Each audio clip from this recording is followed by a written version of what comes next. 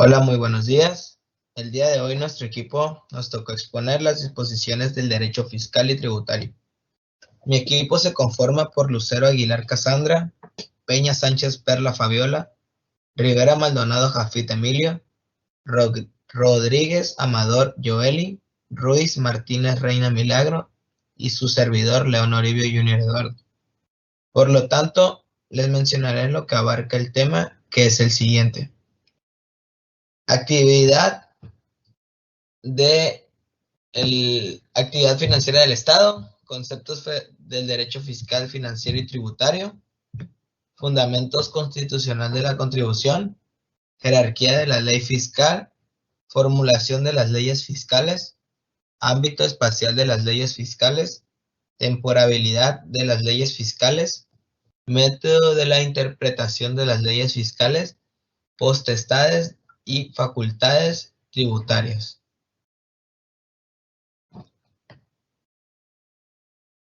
Y empezaré hablando del primer tema, que es la actividad financiera del Estado, que se divide en 3 puntos: captación del ingreso, administración de los ingresos y erogación a los diversos servicios públicos.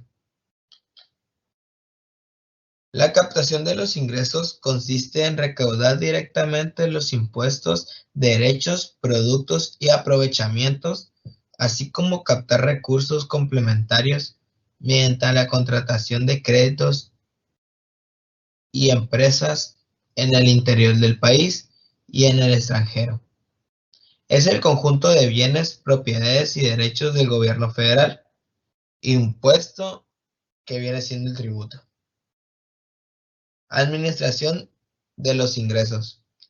Es un método para manejar la capacidad disponible de la empresa en forma rentable. Con este método es posible reducir la capacidad ociosa y la sobreinversión en la capacidad.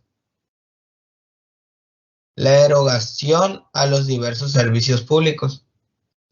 La erogación es aquella que implica el pago total o parcial de una empresa de origen interno o externo, otorgando al sector público amparado por un título de crédito, convenio o contrato. La deuda del sector público comúnmente se amortiza a largo plazo mediante pagos periódicos. A continuación les presentaré un pequeño mapa conceptual donde nos explica el ingreso, que se divide en 3 conceptos, que es el ingreso público tributario, el ingreso público no tributario y el ingreso privado. El ingreso público tributario es aquel que abarca el impuesto, el derecho, las aportaciones de seguridad social, las contribuciones de mejora social, los accesorios de las contribuciones y los aprovechamientos. Pueden ser los aprovechamientos cero tributarios o no tributarios. Después siguen los públicos no tributarios, que estos son los empréstitos, acuñación de moneda y emisión de billetes. Y por último, los privados, que son todos los productos que son los que genera el ingreso en el sector privado. Y con esto termino por mi parte. Continúa mi compañero. Buen día y muchas gracias.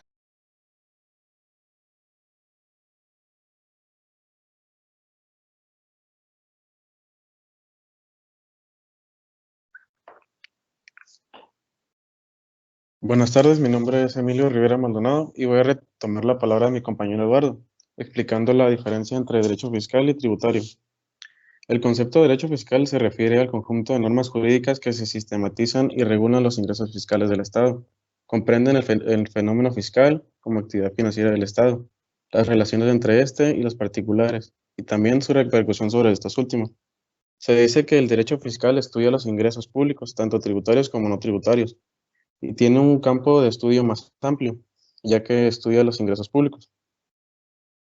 Por otro lado, el derecho tributario se refiere al conjunto de normas jurídicas que se refieren al establecimiento de tributos, como lo es los impuestos, derechos y contribuciones especiales, como aportaciones de seguridad social y contribuciones de mejora social. Este tiene un campo de estudio más reducido, ya que se limita solamente a las contribuciones. Y en conclusión se puede decir que el derecho fiscal es el género y el derecho tributario la especie. Por otra parte, tenemos el derecho financiero, el cual es el conjunto de normas jurídicas que se relacionan con las finanzas del Estado, desde la captación de ingresos destinados al servicio público, pasando por la administración de los mismos, hasta la erogación y aplicación de estos recursos, aplicados al pago de los diversos servicios públicos. ¿Qué es un servicio público? Pues es la actividad del Estado que se lleva a cabo para satisfacer las necesidades colectivas de interés general, que si bien no es la única, es la más importante de las que se encomiendan al Poder Ejecutivo.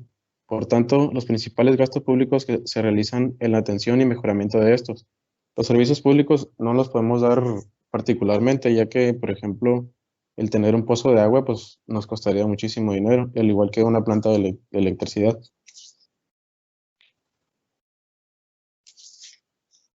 Le cedo Bueno, pues la palabra a mi compañera.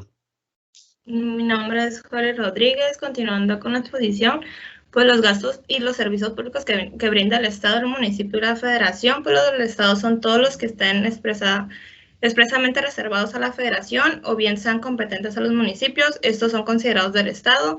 Los del municipio es el agua potable y el alcantarillado, los tratamientos y disposiciones de aguas residuales, también el alumbrado público, las calles, la seguridad pública igual.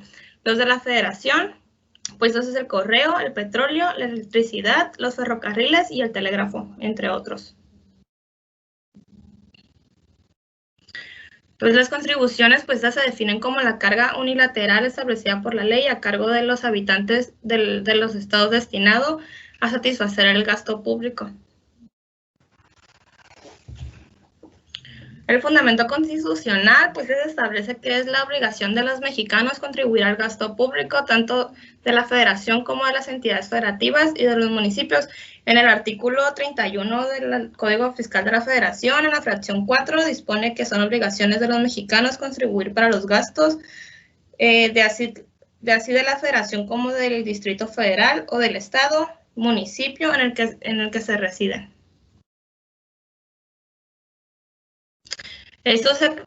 La clasificación de las contribuciones, pues es impuestos, que estos son las contribuciones establecidas de la ley que se deben de pagar por las personas físicas y morales. Los derechos, que esas son contribuciones establecidas en la ley por el uso de o aprovechamiento de los bienes del dominio público. La aportación de seguridad social, pues esas son las contribuciones establecidas por la ley a cargo de personas que son sustituidas por el Estado en el incumplimiento de las obligaciones.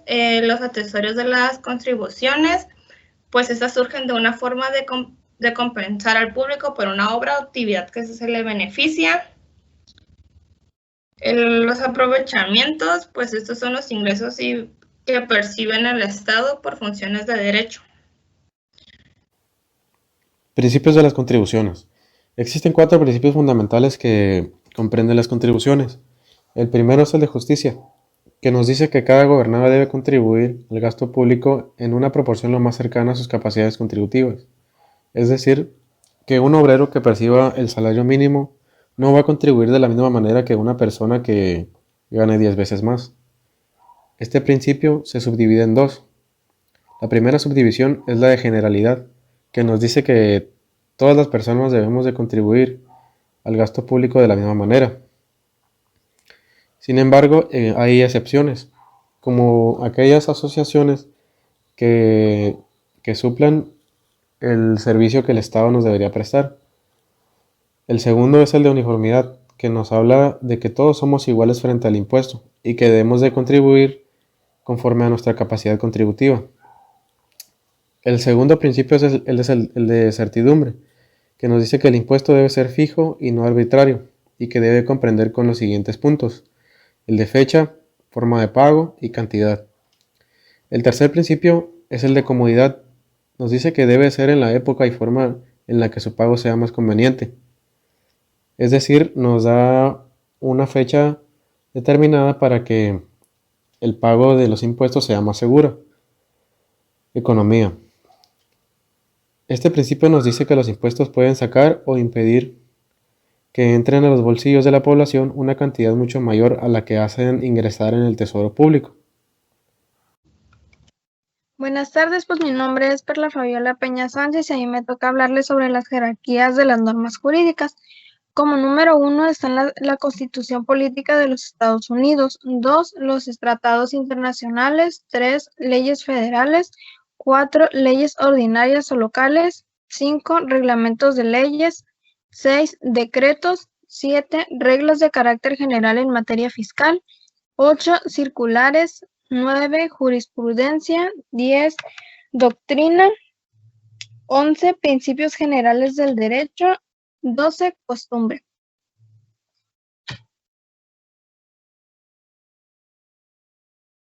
La formulación de las leyes fiscales. Desde el punto de vista formal y material del Congreso de la Unión, las legislaturas de los estados y las del DF son los encargados de expedir las leyes en materia tributaria, ya que el artículo 115 constitucional, fracción 4, dispone que los municipios administren libremente su hacienda, que se forma con las contribuciones señaladas por las legislaturas de los estados.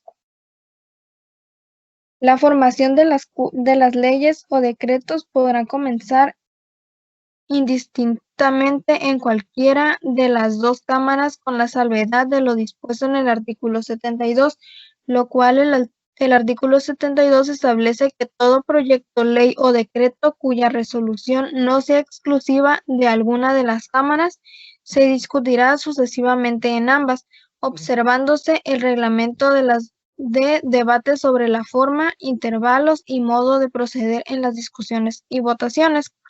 La formación de las leyes o decretos puede comenzar indistintamente en cualquiera de las dos cámaras, con excepciones de los proyectos que versasen sobre empréstitos, contribuciones o impuestos, o sobre reclutamientos de tropas, todos los cuales deberán discutirse primero en la Cámara de Diputados. La ley fiscal se divide entre aprobadas y no aprobadas.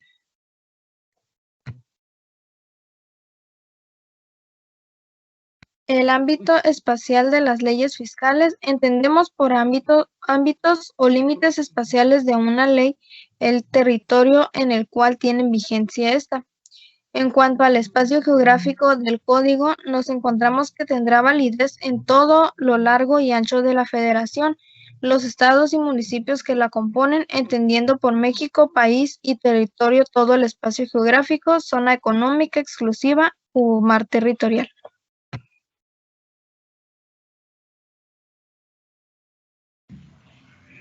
Muy buenas tardes, mi nombre es Cassandra y yo les continuaré hablando del tema.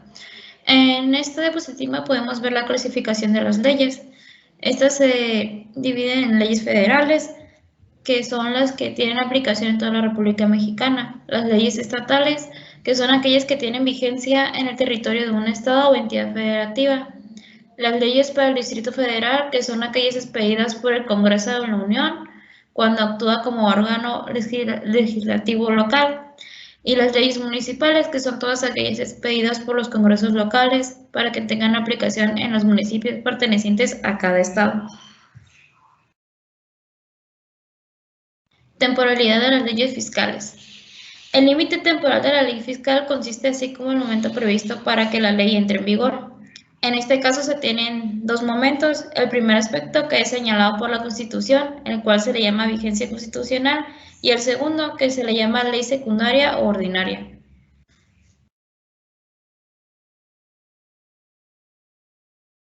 En este sentido, se tiene que la ley fiscal se divide que en su vigencia constitucional es anual y su vigencia ordinaria, según el artículo 7 del Código Fiscal de la Federación, es al día siguiente de su publicación en el Diario Oficial de la Federación, salvo que se mencione una fecha posterior.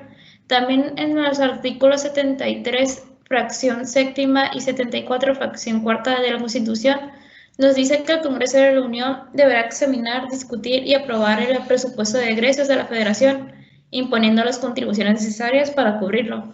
Y nos dice que este será anual. En cuestión de la vigencia ordinaria, en el artículo 7 nos dice que se establecerán leyes fiscales, reglamentos y demás disposiciones administrativas para entrar en vigor en toda la República. Hay 3 momentos que se pueden dar a conocer la vigencia de las normas, de las leyes, que el simultáneo. El simultáneo entra al momento de su publicación. Una ventaja de este es que es representado por la disminución de los fraudes, tratar de disminuir todo eso y que haya un control en las leyes. El sucesivo, que se considera el lugar de origen de la norma. Y el vacatio legis, que señala un plazo para que entre en vigor. Este quiere decir que el mismo poder legislativo o quien esté amando dirá la fecha en que este entrará en vigor.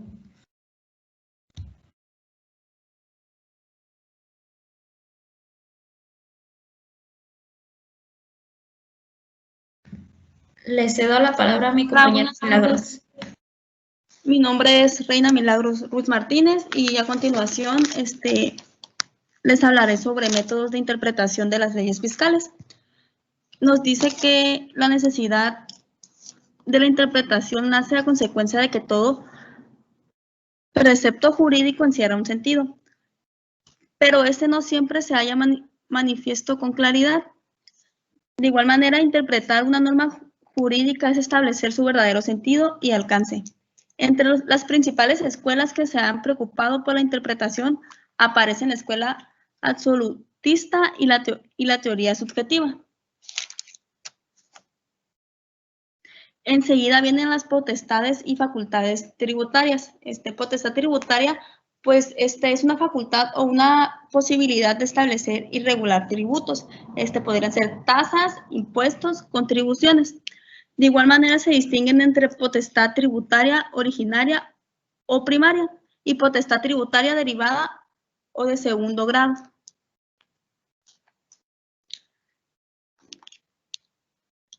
Las características de la potestad tributaria son 4. La primera es abstracto, que es el mandato del Estado que se materializa en un sujeto mediante un acta emandado por la administración competente. Enseguida, la permanente perdura con el transcurso del tiempo y no se extingue. Irrenunciable, el Estado no puede dependerse ni delegar la potestad tributaria. Indelegable, el Estado no puede denunciar o deprenderse en forma total y absoluta en su potestad tributaria. Esta viene siendo lo contrario de la irrenunciable.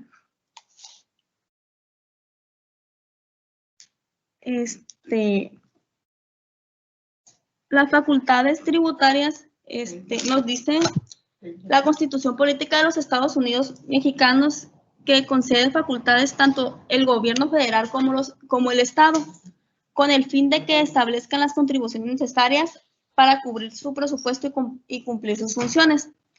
El artículo 124 del mismo ordenamiento nos indica que las facultades que no están expresamente concebidas por la Constitución a la Federación se extienden reservadas a los estados.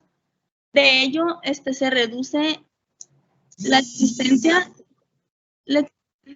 de facultades concurrentes entre ambos órdenes de gobierno. Otra más podría ser la instauración de 2 órdenes de competencia de facultades públicas, la federal y las locales de cada uno de los estados, miembros de la federación, los que conservan todo el poder no delegado al gobierno federal. En consecuencia a esto, nos dice que la concurrencia impositiva está limitada, no puede ser materia de imposición de gravames por parte de los estados o de los municipios, solo la fuente tributaria otorgadas en forma expresa. Bueno, pues por nuestra parte sería todo. Muchísimas gracias y que tenga bonita tarde.